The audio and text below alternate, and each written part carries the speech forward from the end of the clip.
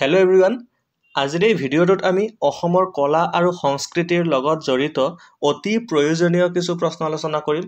এই প্ৰশ্নকেইটা আহিব লগা পৰীক্ষাৰ কাৰণে বহুতেই ইম্পৰ্টেণ্ট।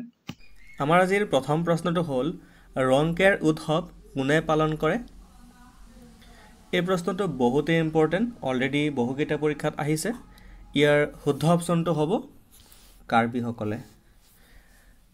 কাৰ্বিসকলে পালন কৰা কিছু ইম্পৰ্টেণ্ট উৎসৱ হৈছে ৰংকেৰ, হাছাকেকন, চুমাংকন, সুজন পূজা বা চৰক পূজা। নেক্সট কুৱেশ্যন, জোনবিল মেলা কোনে পালন কৰে? জোনবিল মেলা তিৱাসকলে পালন কৰে। মৰিগাঁও জিলাৰ জাগিৰোডত জোনবিল মেলা পালন কৰা হয়, মনত ৰাখিব। অসমীয়া নৱবৈষ্ণৱী সংস্কৃতিৰ হৃৎপিণ্ড হিচাপে কোনখন ঠাই জনা যায়? ইয়াৰ শুদ্ধ অপশ্যন হ'ব বি, মাজুলী। নেক্সট কুৱেশ্যন, সংগীত নাটক একাডেমীৰ দ্বাৰা বঁটা লাভ কৰা প্ৰথমগৰাকী অসমীয়া মহিলা কোন আছিল? ইয়াৰ শুদ্ধ অপশ্যনটো হ'ব চি, প্ৰতিমা পাণ্ডে বৰুৱা। সংগীত নাটক একাডেমীৰ দ্বাৰা বঁটা লাভ কৰা প্ৰথমগৰাকী অসমীয়া হৈছে প্ৰতিমা পাণ্ডে বৰুৱা, মনত ৰাখিব।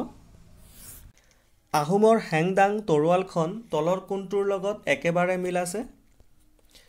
ইয়াৰ শুদ্ধ অপশ্যনটো হ'ব বি, কাটানা। কাটানা মধ্যযুগত জাপানীসকলে ব্যৱহাৰ কৰিছিলে। বৰপেটা সত্ৰ কোনে প্ৰতিষ্ঠা কৰিছিল?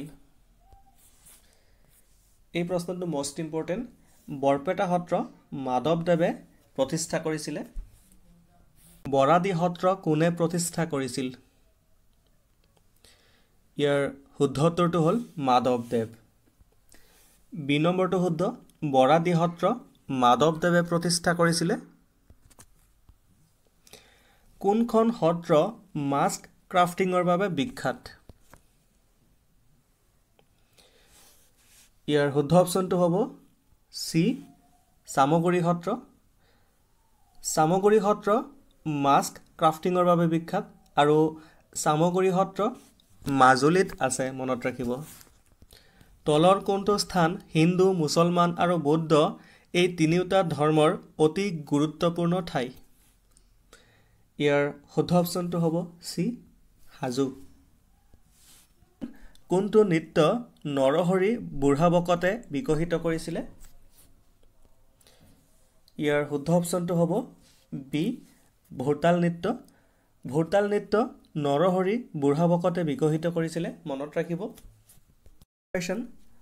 লৌহ লাহাই এক ধৰণৰ ডেছ সকলৰ পৰম্পৰাগত গীত। ইয়াৰ শুদ্ধ অপশ্যন হ'ব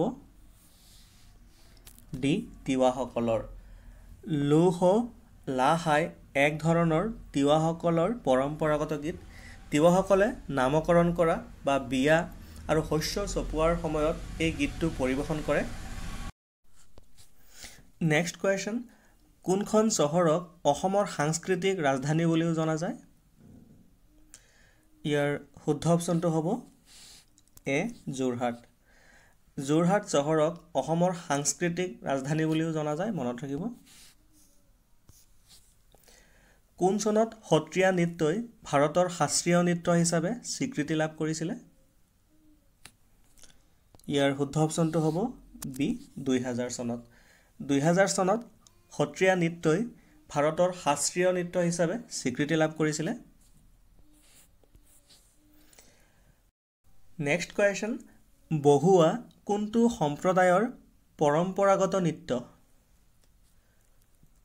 এই অপশ্যনসমূহৰ ভিতৰত শুদ্ধ অপশ্যনটো হৈছে সোণোৱাল কছাৰী, অৰ্থাৎ এ নম্বৰটো শুদ্ধ উত্তৰ। নামচিং কোনটো জনজাতিৰ এটি প্ৰিয় খাদ্য? নামচিং হৈছে এক ধৰণৰ মাছৰ আচাৰ। ই মিচিংসকলৰ প্ৰিয় খাদ্য, মনত ৰাখিব। মিচিংসকলে আলি আই লৃগাং উৎসৱ পালন কৰে আৰু ইয়াৰ লগতে মনত ৰাখিব সিহঁতে পৰাগ উৎসৱো পালন কৰে। পৰাগ উৎসৱক নৰাচিঙা ফেষ্টিভেল বুলিও জনা যায়। নেক্সট কুৱেশ্যন, ৱাংলা হৈছে ডেছ মূল উৎসৱ, অৰ্থাৎ অংলা কোনটো সম্প্ৰদায়ৰ এটি গুৰুত্বপূৰ্ণ উৎসৱ? ইয়াৰ শুদ্ধ অপশ্যনটো হ'ব চি গাৰোসকলৰ মেঘালয়ৰ গাৰোসকলৰ এটি গুৰুত্বপূৰ্ণ উৎসৱ হৈছে ৱাংলা ইয়াক 100 ড্ৰামছ ফেষ্টিভেল বুলিও জনা যায় মনত ৰাখিব পাইকসকলক 4জনীয়া গোটত ভাগ কৰা হৈছিল যাৰ নাম আছিল চি গোট নেক্সট কুৱেশ্যন চেমখৰ চিনেমা কোন জনগোষ্ঠীৰ জীৱনৰ আধাৰত বনোৱা হৈছে এই প্ৰশ্নটো ভেৰি ইম্পৰ্টেণ্ট ইয়াৰ শুদ্ধ অপশ্যনটো হ'ব এ ডিমাছা জনগোষ্ঠীৰ জীৱনৰ আধাৰত বনোৱা হৈছে মনত ৰাখিব ডিমাছাসকলৰ ইম্পৰ্টেণ্ট উৎসৱসমূহ হৈছে বুচুডিমা জুডিমা ফেষ্টিভেল ৰজনী কাব্ৰা আৰু হানি কাব্ৰা ইয়াৰ লগতে মনত ৰাখিব ডিমাছাসকলে যিটো পনীয় খায় ইয়াক জুডিমা বুলি কোৱা হয় অৰ্থাৎ এক ধৰণৰ ৰাইচ বিয়েৰ এই জুডিমাই 2021 চনত জিআই টেগ লাভ কৰিছিলে চিলাৰাই তথ্য আৰু সাংস্কৃতিক কেন্দ্ৰ ক'ত স্থাপন কৰা হ'ব ইয়াৰ শুদ্ধ অপশ্যনটো হ'ব এ বঙাইগাঁও জিলাত চিলাৰাই তথ্য আৰু সাংস্কৃতিক কেন্দ্ৰ স্থাপন কৰা হ'ব অসমৰ প্ৰথমখন সাংস্কৃতিক বিশ্ববিদ্যালয় ক'ত অৱস্থিত অসমৰ প্ৰথমখন সাংস্কৃতিক বিশ্ববিদ্যালয় মাজুলীত অৱস্থিত মনত ৰাখিব নেক্সট কুৱেশ্যন পৰাগক কি বুলিও জনা যায় পৰাগ উৎসৱক নৰাছিংগা বুলিও জনা যায় মনত ৰাখিব সাহিত্য অকাডেমি ফেলোশ্বিপ লাভ কৰা প্ৰথম অসমীয়া কোন সাহিত্য অকাডেমি ফেলোশ্বিপ বঁটা লাভ কৰা প্ৰথম অসমীয়া হৈছে নীলমণি ফুকন এ নম্বৰটো শুদ্ধ উত্তৰ নেক্সট কুৱেশ্যন অসমৰ চাহ জনগোষ্ঠীৰ মাজত তলৰ কোনটো উৎসৱ পালন কৰা হয় অসমৰ চাহ জনগোষ্ঠীৰ এটি গুৰুত্বপূৰ্ণ উৎসৱ হৈছে কৰম পূজা এ নম্বৰটো শুদ্ধ উত্তৰ নেক্সট কুৱেশ্যন বডুংদুপ্পা হৈছে ডেছ সৈতে জড়িত এটা লোকবাদ্যযন্ত্ৰ বডুংদুপ্পা হৈছে ৰাভাসকলৰ সৈতে জড়িত এটা লোকবাদ্যযন্ত্ৰ গতিকে ডি নম্বৰটো শুদ্ধ উত্তৰ হ'ব ৰাভা আমাৰ আজিৰ শেষৰ প্ৰশ্নটো হ'ল তলৰ কোনে নৱগ্ৰহ মন্দিৰ নিৰ্মাণ কৰাইছিল